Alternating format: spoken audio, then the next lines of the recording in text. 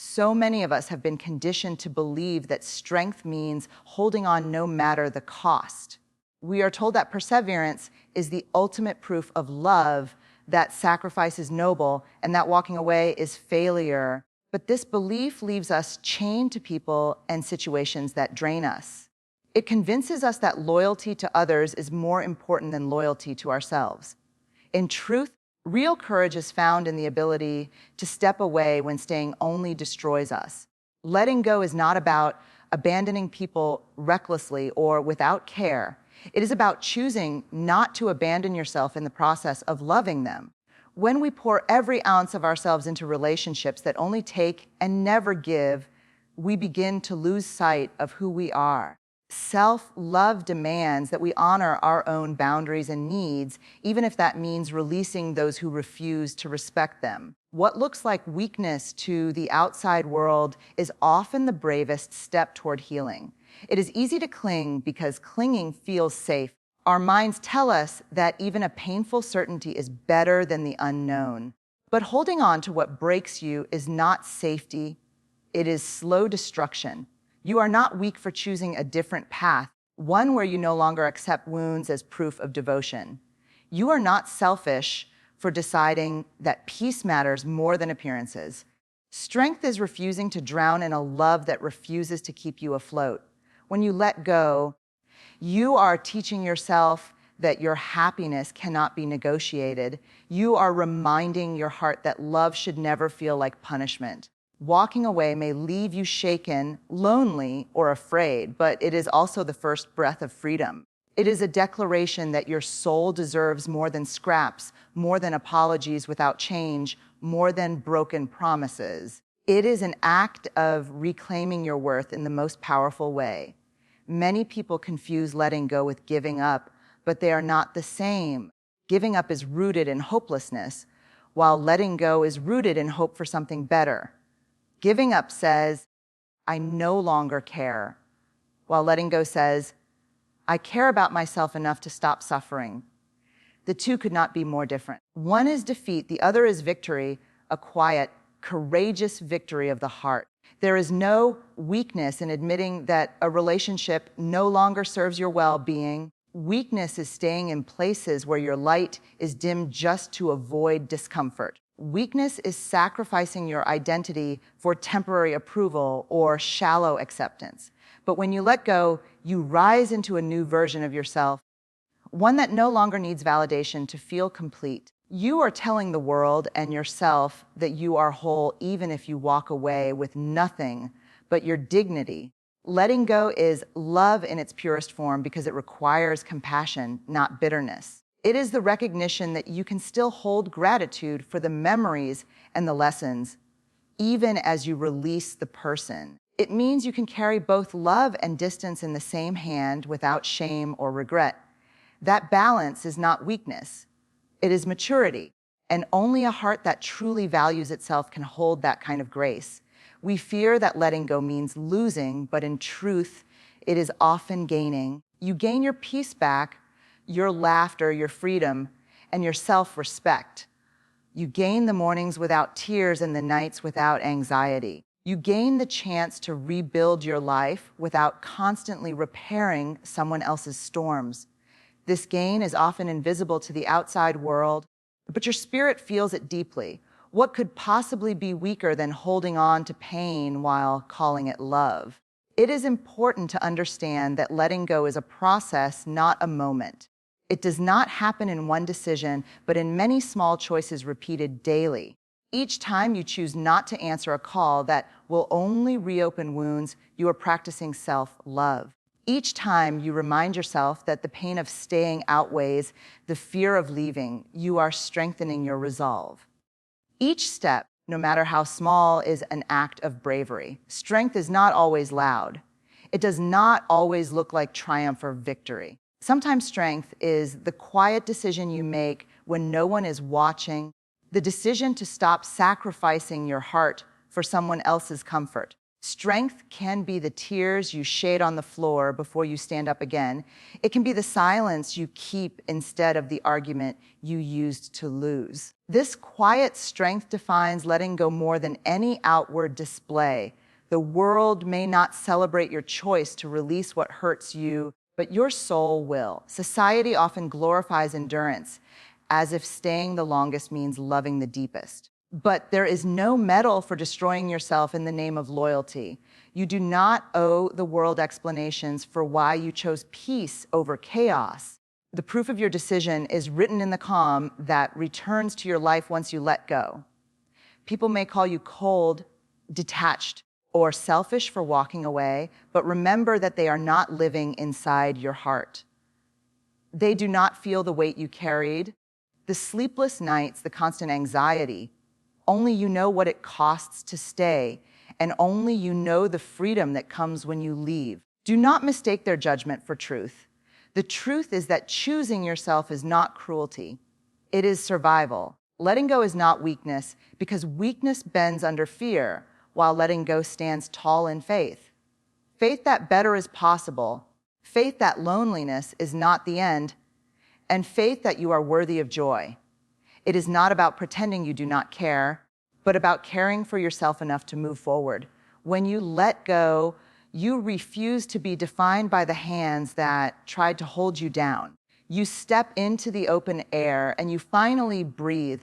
We often confuse our self-worth with the validation we receive from others.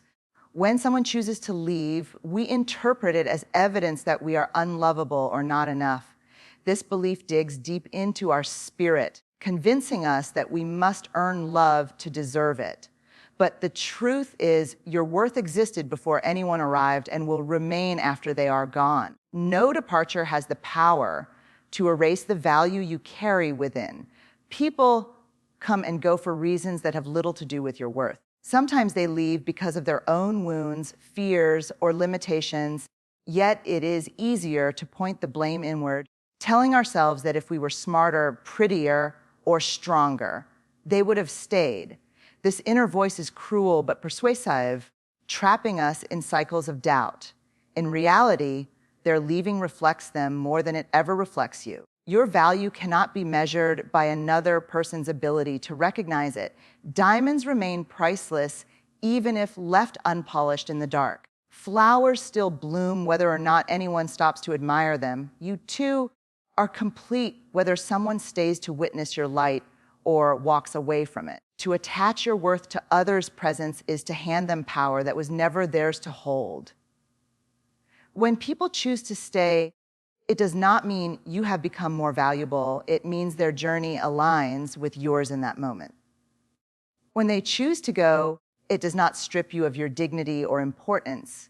It simply means their path has diverged and you must continue walking your own. The essence of who you are remains untouched by their decision. Your worth is permanent, unshaken by the idea and flow of relationships. It is natural to grieve when someone leaves. Heartbreak is not weakness. It is evidence that you loved with sincerity. But grieving should not turn into self-punishment. To believe you were left because you are inadequate is to misunderstand love entirely. Love is not always a reflection of worth. It is often a reflection of timing, circumstance, and personal capacity. Your value does not rise and fall with someone's ability to stay loyal.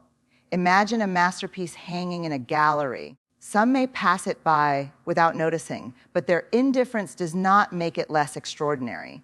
Others may stop in awe, recognizing the beauty it holds. But whether ignored or admired, its value is constant. You, too, are constant in worth, regardless of who appreciates you. When someone leaves, it can feel like abandonment, as though you have been discarded. But people's choices are shaped by their own battles, many of which you cannot see. Sometimes leaving is their way of coping, not a verdict on your value. Believing otherwise ties your identity to their wounds. But your worth is not meant to be chained to someone else's brokenness. There will be people who cannot see your light, not because it is dim, but because they are blinded by their own shadows. There will be people who stay not because you are unworthy, but because they are afraid to grow beside you. And there will be people who leave because your growth reminds them of the work they have not done. None of these realities reduce who you are. They simply reveal who they are. We must stop equating loss with failure. Relationships end, friendships fade, and connections shift, but none of these outcomes reduce the core of our being. Your worth is not a currency to be gained or lost. It is an inheritance you are born with. It does not diminish when others fail to value it. It does not increase when others finally do. It is steady, unwavering, and eternal. The danger of tying your worth to others is that you begin living as a performer. You start shaping yourself to keep them near, shrinking your voice, hiding your truth, and abandoning your needs. This is not love. It is fear disguised as devotion. True love requires no performance. It allows you to be fully yourself without negotiating your value for acceptance. Your worth is not in how hard you fight to keep someone from leaving. It is in the quiet dignity with which you can let them go. It is in the courage to say, I am still enough even without you. Strength is found in standing alone, knowing that your existence has meaning whether anyone validates it or not. When you believe this, you no longer chase people who cannot honor your presence. People will leave chapters in your life, but you are the author of the story. Their exit may change the plot, but it does not diminish the brilliance of the narrative. You still hold the pen, the voice, and the vision of who you are becoming. When you stop tying your worth to their role, you begin writing with freedom. Your story deserves to be written without apology. The greatest freedom comes when you finally separate your identity from others' decisions. No rejection can define you, no absence can erase you, and no goodbye can dismantle you. Their choice to go does not make you less. It simply makes them gone. The love you hold for yourself becomes the anchor in storms of departure. And anchored souls do not lose their value when the waves shift. When you know your worth, you stop negotiating with those who refuse to see it. You no longer beg for crumbs when you deserve the feast of love and respect. You no longer fear being alone because you are complete within yourself. You no longer measure your reflection in the mirror of someone else's approval. Instead, you carry your value within unshaken, untouchable, and undeniable. Half love is one of the most dangerous illusions we encounter in relationships. It gives just enough warmth to keep us from walking away, yet never enough to fill the emptiness inside. It keeps us suspended between hope and heartbreak, unable to fully heal. We convince ourselves that something is better than nothing, but half love is not love. It is a starvation diet for the soul. And the longer we stay, the hungrier we become for what we truly deserve. Solitude, though often feared, offers honesty that half love can never provide. Being alone may feel cold at first, but it does not lie to you. It does not give you false promises or inconsistent affection. It does not pull you close one moment and push you away the next. Solitude may sting, but half love cuts deeper because it convinces you to accept less than your full worth. Half love damages because it erodes self-trust. You begin to question whether your needs are too much or your expectations too high. You silence your voice so as not to lose the little affection you receive. Each compromise chips away at your sense of self until you no longer recognize your reflection. The love you cling to is not sustaining you. It is slowly breaking you. When we settle for half love, we teach ourselves to normalize inconsistency. We begin to believe that love means waiting for small crumbs of attention or rare bursts of tenderness. But love is not meant to be rationed like scarce water in a desert. It is meant to flow freely without condition or hesitation. To stay in half love is to live dehydrated in the middle of an ocean. Solitude, on the other hand, offers a chance to rebuild. In silence, you rediscover the parts of yourself you buried for the sake of holding on. You begin to hear your own thoughts without the noise of mixed signals. You find that peace, though lonely, is gentler than chaos disguised as love. You realize that being alone is not a curse, It is a season of restoration. Half, love keeps you tethered to hope that never matures into reality. You wait for them to change, to see your value, to finally give the love they hinted at. But years pass and the cycle repeats itself. The occasional affection keeps you tied like a prisoner to a flickering flame. Yet true love is steady. It does not make you beg for stability. The damage of half love is not just emotional. It is physical and spiritual. Sleepless nights, anxious hearts, and restless minds become normal. You start carrying a heaviness that no one else can see, a burden of uncertainty that drains your energy. Your spirit begins to shrink in the space where it should have flourished. Half love does not just break your heart. It dulls your soul's light. Solitude might leave you with empty rooms, but it also leaves space for growth. The absence of half love is not a void. It is fertile ground. You have room to plant new dreams, to nourish your passions, to discover what you need without compromise.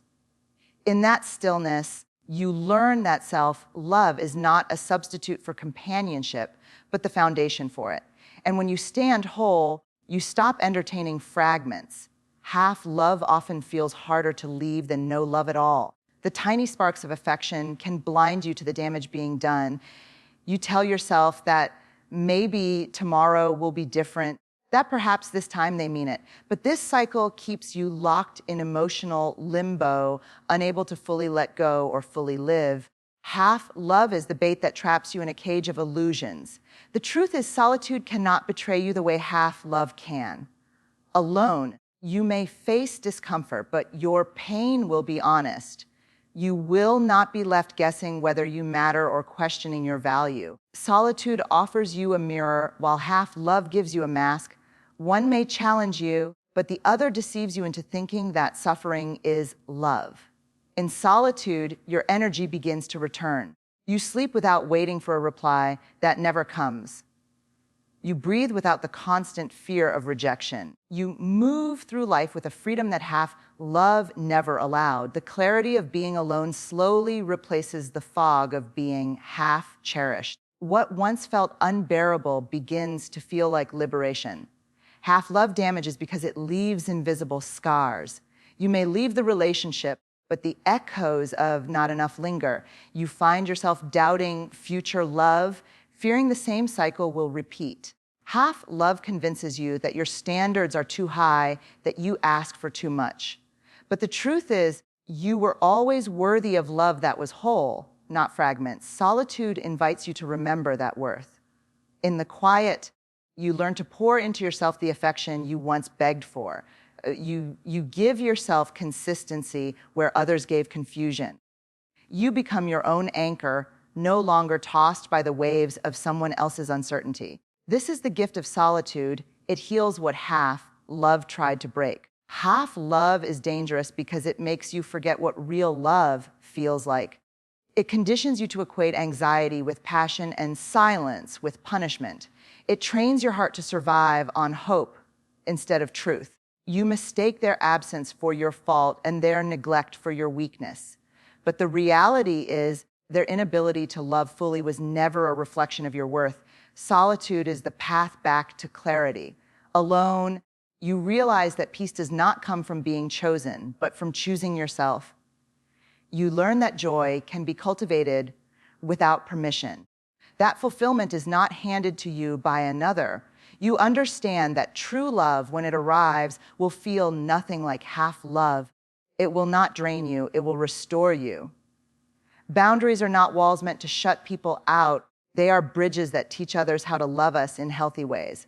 Without them, we are vulnerable to being stretched, thin, used, and misunderstood. Boundaries create clarity where chaos might otherwise thrive. They define where we end and where another begins, preserving the integrity of both. Loving yourself enough to set them is one of the highest acts of compassion. Many people fear boundaries because they confuse them with rejection. But a boundary is not saying, I do not care about you.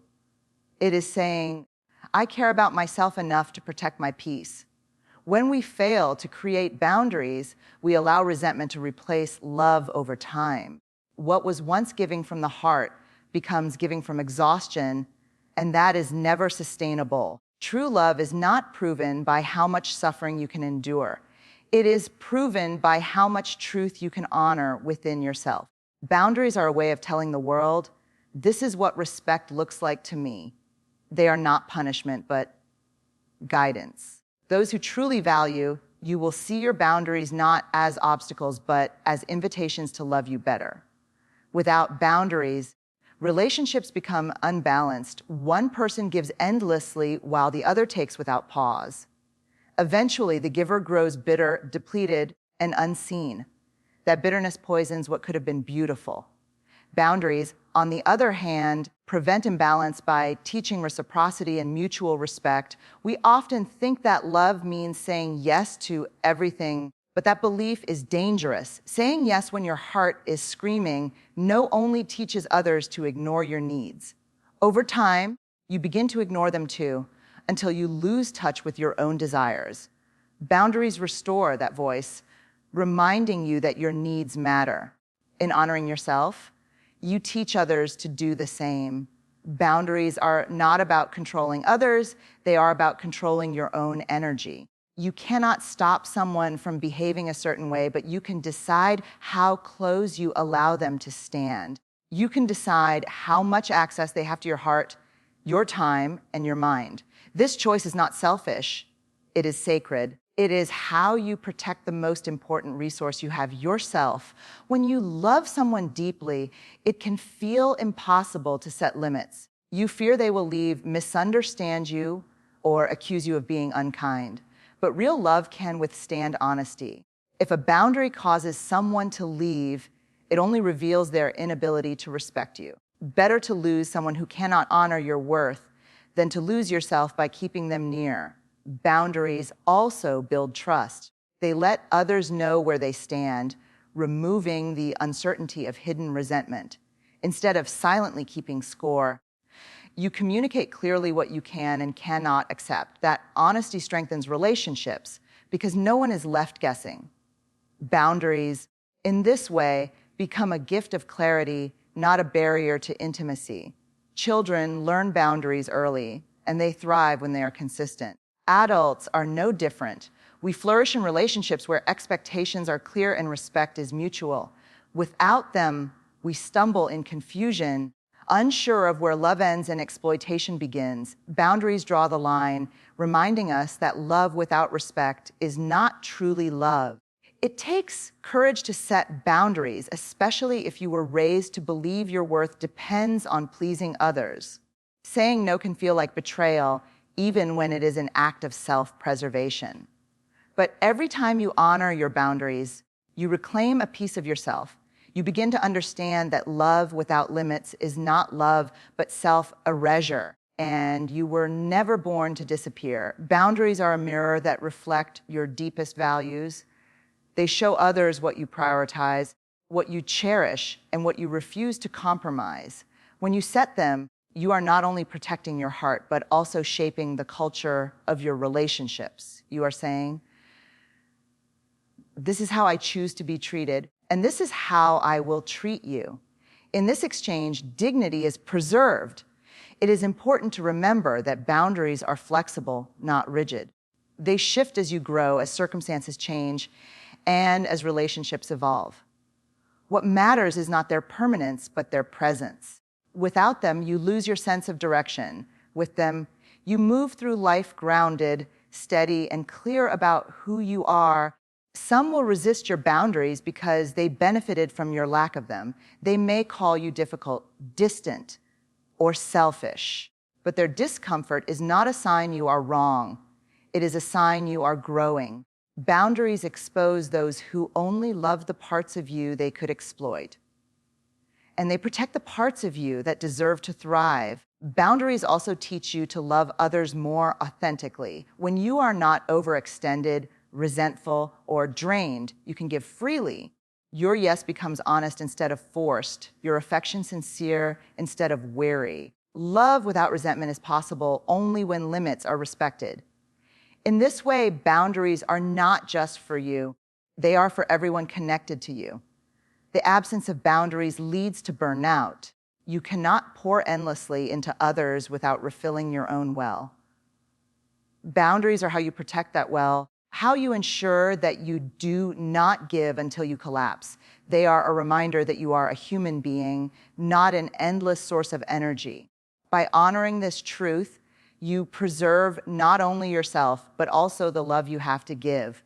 Healing does not begin in the moment you are wounded. It begins when you decide to stop touching the wound.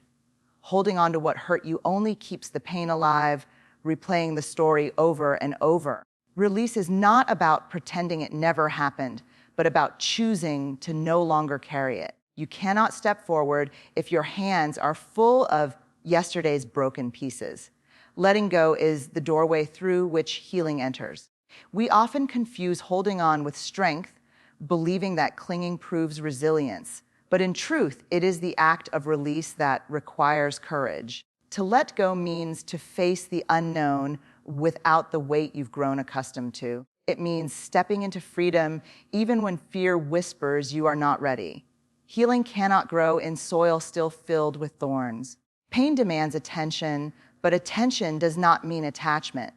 Acknowledge the hurt, honor its lesson, and then release it so it does not define you. Carrying pain as identity only chains you to the past. You are more than the betrayal, more than the heartbreak, more than the loss. Healing begins when you stop confusing your scars with your name. Releasing what hurts does not mean erasing memory. It means removing its power to control you.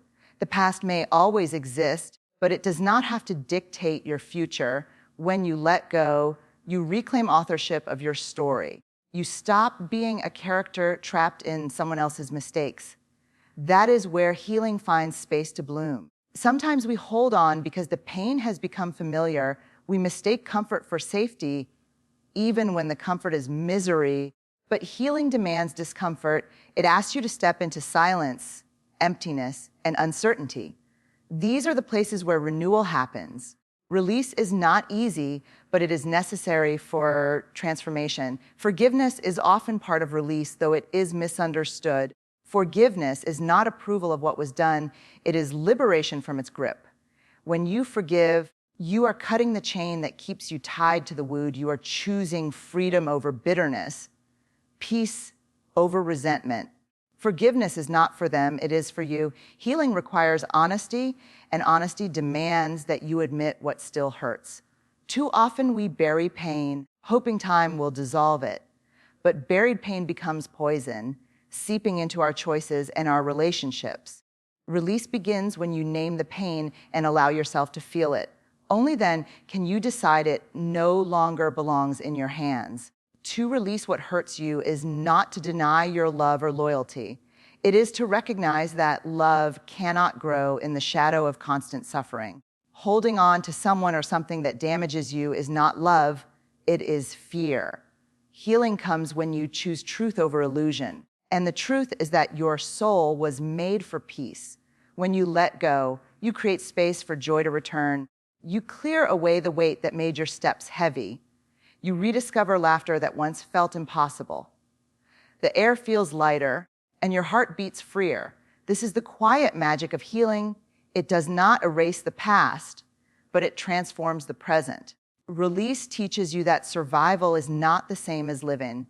You may survive with your pain, but healing allows you to thrive without it. Pain keeps you bound to cycles of reaction, while healing gives you the freedom to create. You cannot build a future while clinging to the ruins of the past. Releasing is how you choose creation over destruction. The act of letting go is a form of self-respect.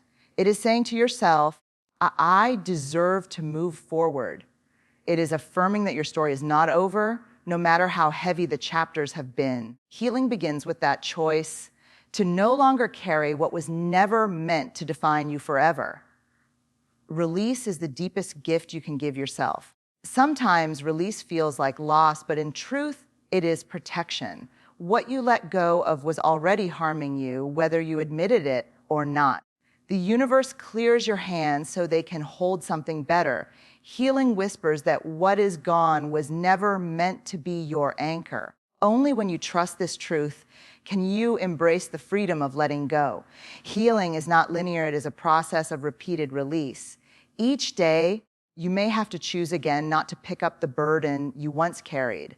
Some days, you will feel the pull of old wounds. But with each choice to release, you grow lighter. Healing is the accumulation of those choices, steady and patient. When you release, you are not just removing pain, you are restoring possibility. You open the door to new love, new dreams, new joy. You are no longer trapped in the echo of what was lost. You give yourself permission to see life with fresh eyes. Healing begins where holding on ends. True love celebrates expansion, not contraction. It thrives when you grow, when your light shines brighter, when your voice becomes stronger. Any love that asks you to be smaller in order to be accepted is not love, it is control. You were not made to fold yourself into someone else's comfort zone. You were made to live fully, and true love will always honor that fullness. When you shrink for love, you begin to erase yourself piece by piece. You silence your opinions to avoid conflict. You dim your dreams to protect their ego. You mute your laughter so they won't feel insecure. Slowly, you vanish inside the relationship you thought would save you. But disappearing is not devotion. It is self-abandonment. Real love will never require that sacrifice. True love is not threatened by your growth. It does not feel intimidated by your success, your beauty, or your strength. Instead, it is inspired by it, fueled by it, and eager to see you rise higher. Love that makes you hide your brilliance is not love. It is fear disguised as affection. You were not created to apologize for being extraordinary. When someone truly loves you, they want more of you, not less. They want your laughter loud, your dreams wild, your heart unguarded. They want you to unfold, not to collapse. They see your growth as part of their joy, not a danger to their pride. Love that requires your shrinking is love that was never big enough to hold you. Too often we confuse control with care. Someone may demand you become smaller under the pretense of protecting you or keeping peace. But peace built on your silence is not peace, it is suppression. Real love gives you space to breathe, to move, to change. It does not cage you for fear of losing you. Shrinking for someone else is like living in a house too small for your spirit. You bump against the walls of limitation, bruising yourself to fit into spaces never meant for you. Over time, you begin to believe that discomfort is normal, but it is not normal to suffocate in love. True love builds a home spacious enough for you to grow endlessly. True love requires courage because it is not afraid of your evolution. It understands that you will change, and it embraces that change rather than resisting it. It is not threatened by your independence, but strengthened by it. Love that fears growth is love rooted in insecurity. Love that welcomes growth is love rooted in freedom. When you shrink, you rob the world of your gifts. You silence the songs you were meant to sing, the ideas you were meant to create, the love you were meant to give. The world becomes poorer every time you dim your light for someone who cannot handle its brightness. But when you expand, you bless not only yourself, but everyone around you. That is the power of true love. It multiplies light. True love does not need you to sacrifice your identity. It does not ask you to choose between who you are and who they want you to be. It knows that authenticity is the soil where love grows deepest. Without authenticity, love is shallow, fragile, and conditional. But when you can be yourself fully, love becomes unshakable. Love that demands shrinking often thrives on fear. Fear of abandonment, fear of inadequacy, fear of losing control. But love built on fear cannot last. It crumbles under the weight of its own insecurity. True love, on the other hand, is built on trust. The trust that expansion will not destroy, but deepen the bond. You deserve a love that claps for you when you succeed, not one that hides in jealousy. You deserve a love that listens to your dreams, not one that silences them. You deserve a love that lifts your confidence, not one that feeds your doubt. Real love does not compete with you. It completes the space around you, and it will never ask you to shrink to fit. When you shrink, You begin to lose sight of your own reflection. You look in the mirror and see a stranger, a version of yourself molded by fear. Healing begins when you realize that the love worth keeping will never demand that kind of disappearance. Real love will look at you and say, be more, not less. It will invite you to rise instead of bowing down.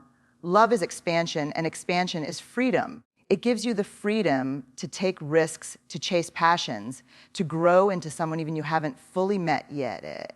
The right love will not hold you back, but will walk beside you as you evolve. It will celebrate every new version of you. That is the kind of love your soul was made for. It takes bravery to refuse shrinking when the world pressures you to conform. But every time you choose to expand, you declare that your life is your own. You affirm that your worth is not up for negotiation. And you remind yourself that love is not real if it cannot handle your wholeness. True love will never fear your bigness. It will embrace it. Self-love is not selfishness. It is the very root that nourishes every connection you build. Without it, you rely on others to validate your worth, leaving you fragile and dependent. When you love yourself, you walk into relationships whole, not desperate to be completed. You bring strength, clarity, and confidence into your interactions. This foundation allows love to be shared rather than begged for. When you lack self-love, you tolerate behaviors that dishonor you. You cling to half-love, toxic attachments, and unhealthy patterns because you believe they are all you deserve. You silence your needs to avoid abandonment, confusing survival with love. But when you practice self-love, your standards rise. You realize that respect, kindness, and reciprocity are not luxuries. They are requirements. Self-love teaches boundaries, and boundaries sustain healthy relationships. Without boundaries, love turns into resentment, sacrifice into bitterness, and giving into exhaustion. You cannot love others well when you are constantly betraying yourself. But when you honor your own limits, you teach others to honor them too. Relationships flourish when both people know they are safe to be authentic. Loving yourself means learning to enjoy your own company. Too many people rush into relationships to escape loneliness, only to discover emptiness within. When you can sit in solitude without fear, you no longer settle for love that merely fills a void. You choose love because you want it, not because you need it. This shift transforms relationships from dependency into partnership. Self-love also shapes how you handle conflict. Without it, disagreements feel like threats to your identity, making you defensive or submissive. With it, you understand that a disagreement does not diminish your worth. You can listen without fear, speak without shame, and compromise without losing yourself. This maturity strengthens bonds rather than tearing them apart. When you love yourself, you no longer chase those who mistreat you. You stop running after love that must be begged for or constantly proven. Instead, you attract relationships that mirror the respect you show yourself, like calls to like, and self-love calls forth love rooted in dignity. What you accept from yourself sets the standard for what you accept from others. Self-love does not mean perfection, it means acceptance. You embrace your flaws, your scars, and your mistakes without letting them define you. This acceptance allows you to love others with more compassion. When you no longer demand perfection from yourself, you stop demanding it from others. Real relationships thrive on this kind of grace. When two people who practice self-love come together, the relationship feels lighter. Neither is trying to fix or complete the other. Both bring fullness into the union, which creates abundance instead of scarcity. Love becomes an exchange of joy, not a transaction of needs. In that space, intimacy deepens and trust grows. Without self-love, jealousy and insecurity creep into relationships. Every compliment to someone else feels like a threat. Every absence feels like abandonment. But when you are grounded in your own worth, you no longer see love as competition. You trust your place in the relationship because you trust your place within yourself. That confidence becomes magnetic and stabilizing. Self-love also fuels resilience when relationships end.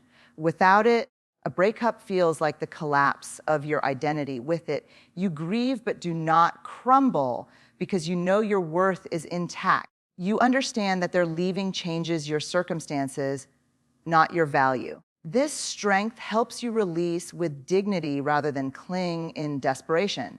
To love yourself is to stop apologizing for your existence. You no longer shrink to make others comfortable or pretend to be less than you are. You show up fully, knowing that the right people will embrace your authenticity. The wrong ones may walk away, but that does not diminish your light. Self-love ensures that you keep shining regardless. When you practice self-love, you communicate with more honesty. You no longer mask your needs or silence your truth for fear of rejection. You trust that your voice deserves to be heard. And in relationships, this honesty builds intimacy and connection. Love rooted in truth will always outlast love built on pretense. Love teaches patience. You no longer rush into relationships out of fear of being alone. You wait for love that aligns with your values because you know you are worthy of it. This patience protects you from settling for less than what nourishes your soul. It keeps you from confusing temporary attention with lasting devotion. Every act of self-love is a declaration of your worth. Choosing rest, speaking kindly to yourself, honoring your dreams, all of these are investments in your relationships. A healthy relationship is not built by two people ignoring themselves, but by two people who are whole enough to give freely. Self-love fills your cup so that your love for others overflows without depletion. In the end, self-love sets the tone for everything that follows. It determines who you allow close, how you handle conflict, how you give, and how you receive. It becomes the silent teacher guiding every choice in love. Without it, relationships are fragile. With it, they are unshakable. Self-love is the soil where real, lasting love takes root.